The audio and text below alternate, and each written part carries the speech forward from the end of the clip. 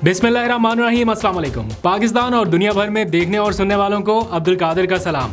PTI और इमरान खान के खिलाफ आने वाला एक और फैसला ऑलमोस्ट रद्दी की टोकरी में जा चुका है। इलेक्शन कमीशन का पीटीआई से बल्ले का निशान छीनने का फैसला आज मुअत्तल हो गया। और वो जो कहते हैं ना कि खान का डर है लेकिन खान तो होगा, इसी तरह बल्ले का डर है लेकिन बल्ला तो होगा। आज ये बात खुद पेशावर हाई कोर्ट के मुअज़्ज़ज़ जज ने की। उन्होंने कहा कि अब बल्ला देना होगा, बल्ला तो होगा क्योंकि इलेक्शन शेड्यूल जारी हो चुका, अब आप बल्ला नहीं ले सकते, इसलिए आपको बल्ले का निशान पीटीआई को देना होगा।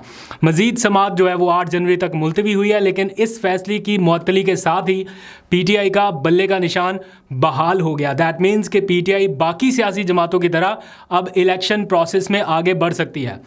मैं रिकॉल नहीं कर पा रहा हूं कि अगर मैं काउंट करूं कि ये कितनवा फैसला है जो पीटीआई के अगेंस्ट आया लेकिन रद्दी की टोकरी में जा रहा है। और आज additional attorney general Peshawar high court में ये बता रहे थे कि कोई ये नहीं कह सकता कि इलेक्शन कमीशन जो है वो मुतनाज़ है।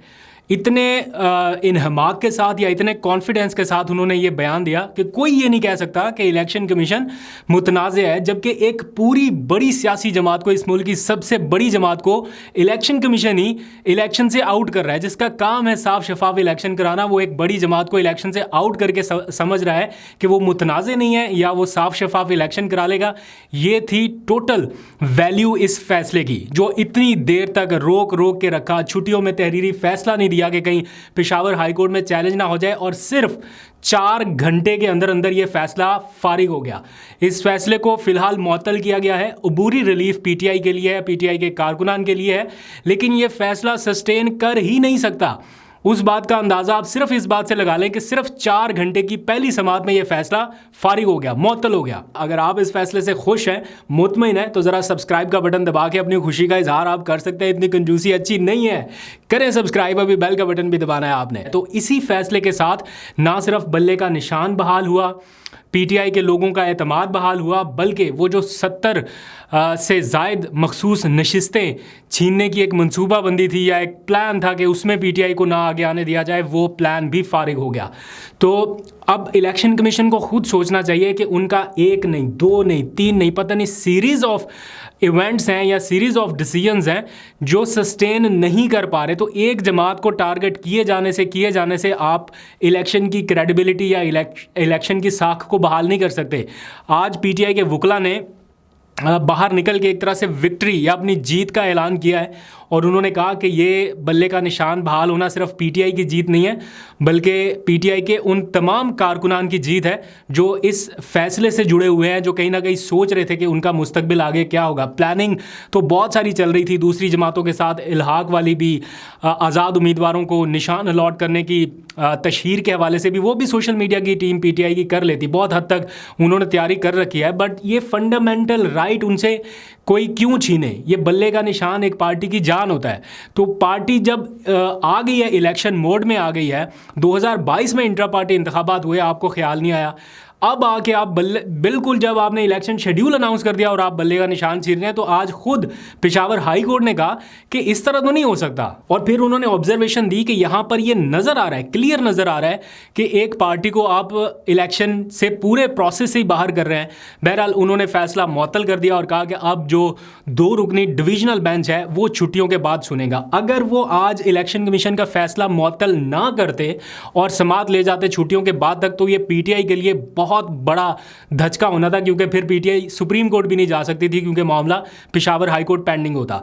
लेकिन उन्होंने छुट्टियों में जाने से पहले ये डिसीजन देके इलेक्शन कमीशन का फैसला फारिग करके पीटीआई के हक में इतना बड़ा फैसला सुना दिया।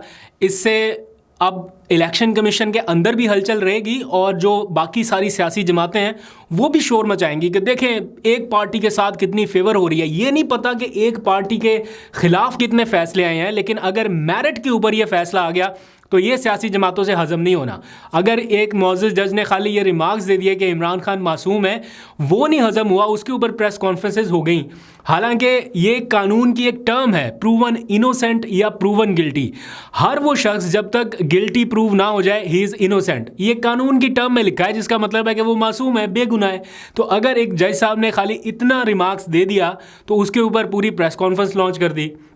अब आप देखिएगा टीवी टॉक शोज़ में हर जगह प्रेस कॉन्फ्रेंसेस भी होंगी और पेशावर हाई कोर्ट को मुरद इल्ज़ाम ठहराया जाएगा और जहां से अच्छा फैसला आ जाए पीटीआई के हक में, इनकी एक ही राग अलापते हैं कि उधर सहूलतकार बैठे हैं, इधर सहूलतकार बैठे हैं, वहां से ख़त्म हो गए लेकिन यहाँ पे बैठे हैं।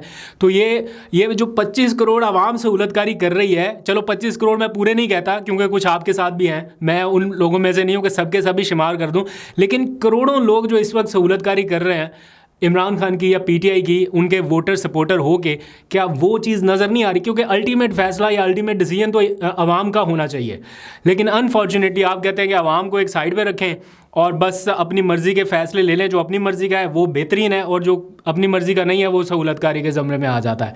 तो बहरहाल ये इस वक्त सारा कुछ चल रहा है। वकीलों ने आके ज़बरदस्त प्रेस कॉन्फ्रेंस की है और उन्होंने एक तरह से आगे की हिकमत अमली का ऐलान कर दिया कि अब हम इलेक्शन प्रोसेस में उसी तरह आगे बढ़ने वाले हैं जैसे बाकी सारी जमातें बढ़ रही हैं। लेकिन इस फैसले के साथ एक मुश्किल और आ सकती है पीटीआई के लिए, वो ये कि अब पीटीआई के ऊपर सख्ती पहले से ज़्यादा देखने में आ सकती है, क्योंकि जिस हद तक कंट्रोल किया जा सकता था, करने की कोशिश हो रही थी कागजात नामजदगी जमा कराने के मौके पर, वो नहीं हुई। पीटीआई लीडिंग पार्टी बन गई, टॉप कर लिया पीटीआई ने चार्ट सबसे ज़्यादा कागजात जमा करा के, तो वो प्लान नाकाम हुआ।